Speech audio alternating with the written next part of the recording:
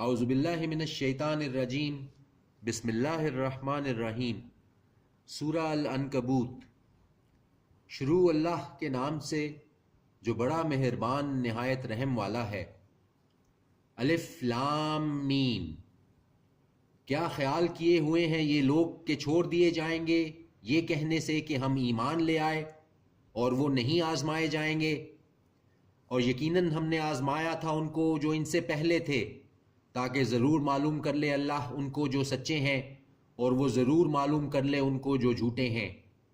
کیا سمجھے ہوئے ہیں وہ لوگ جو کرتے ہیں برے کام کہ یہ ہمارے قابو سے نکل جائیں گے؟ برا ہے جو فیصلہ یہ کرتے ہیں۔ جو امید رکھتا ہو ملاقات کی اللہ سے، تو یقیناً اللہ کا مقرر کیا ہوا وقت آنے والا ہے، اور وہ سننے والا ہے، جاننے والا ہے۔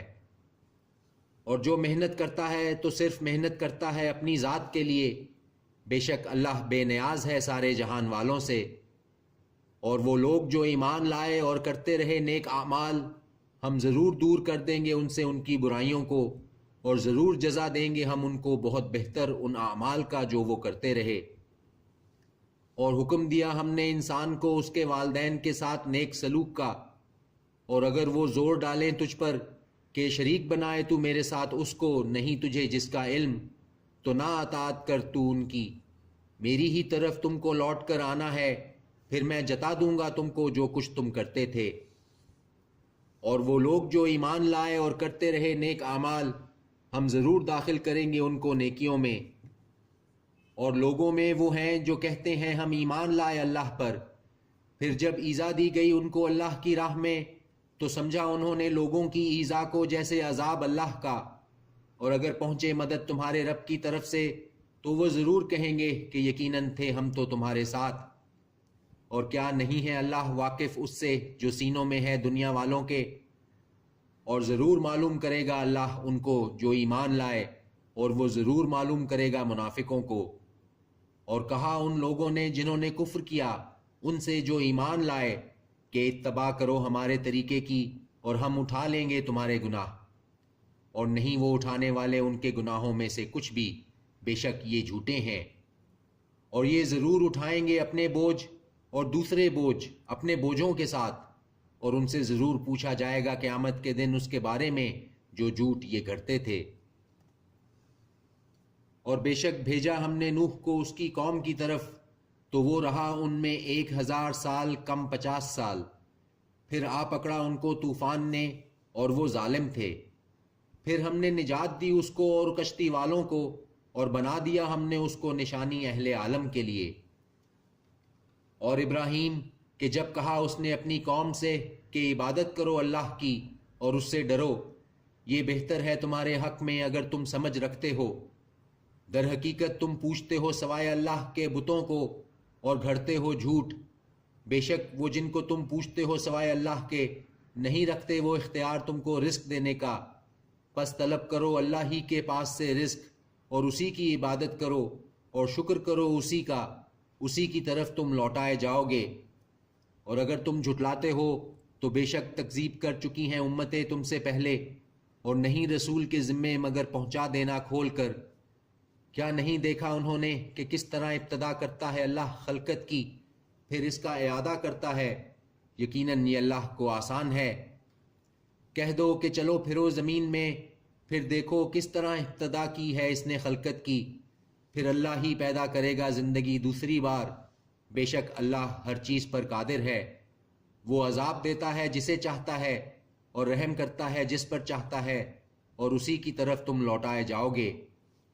اور نہیں تم اس کو عاجز کر سکتے زمین میں اور نہ آسمان میں، اور نہیں ہے تمہارا سوائے اللہ کے کوئی دوست اور نہ مددگار۔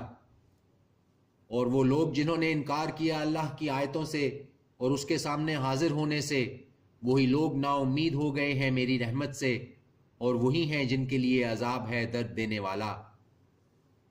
تو نہ تھا جواب اس کی قوم کا مگر یہ کہ انہوں نے کہا کہ اسے مار ڈالو یا جلا دو، پس بچا لیا اسے اللہ نے آگ سے، یقیناً اس میں نشانیاں ہیں ان لوگوں کے لیے جو ایمان رکھتے ہیں۔